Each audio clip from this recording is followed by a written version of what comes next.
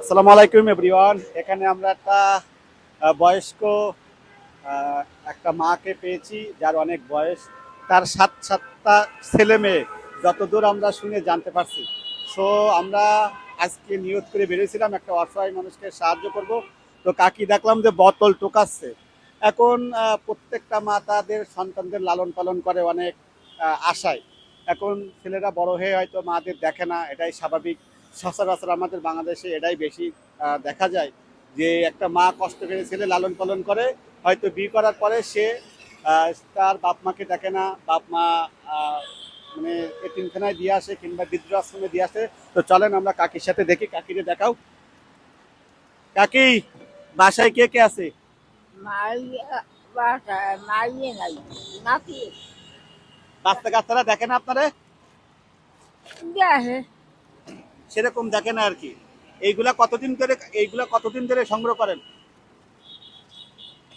হয়েছে 3-4 মাস হয়েছে। এইগুলা কিরকম টাকা বিক্রি হয়? এইগুলা কিরকম টাকা বিক্রি হয়? ওই 60-70 সেই বুড়ি কোনো রকম চলে আর নাকি? এটা আমি খাই হেরা খাই আচ্ছা, আপনি মাছ গোশ খান নাই কতদিন? মাছ গাছ খাই না। মাছ গোশ চোখেই দেখেন নাই? এইগুলা বেশি আর খাওয়া হয় না আর কি। ঘুরিতে ভিডিও করে ঘুরিতে। এখন এইগুলা আপনি যে সংগ্রহ করেন, আপনার বাসার লোকেরা জানে? জানে না নাকি? এটা আপনি পেটের দায়ে করেন আর কি, তাই তো? তো প্রিয় দেশবাসী এবং আমার প্রিয় বন্ধুরা, আসলেই একটা মা কিন্তু তার সন্তানকে অনেক কষ্টে লালন পালন করে।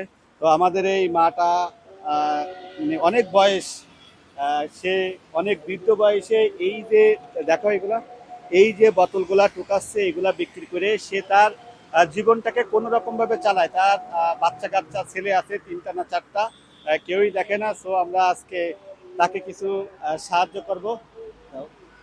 যেহেতু আমি তাকে বলছিলাম যে কতদিন গরুর গোশ কিংবা মাছ টাছ খান নাই, তা বলছে যে জীবনে চোখেই দেখে নাই আর কি।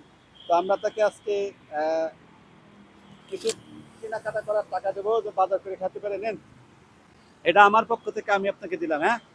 মাছ কিনে খাবেন, হ্যাঁ? খুশি হয়েছেন? হ্যাঁ খুশি হয়েছি বল। অনেক খুশি।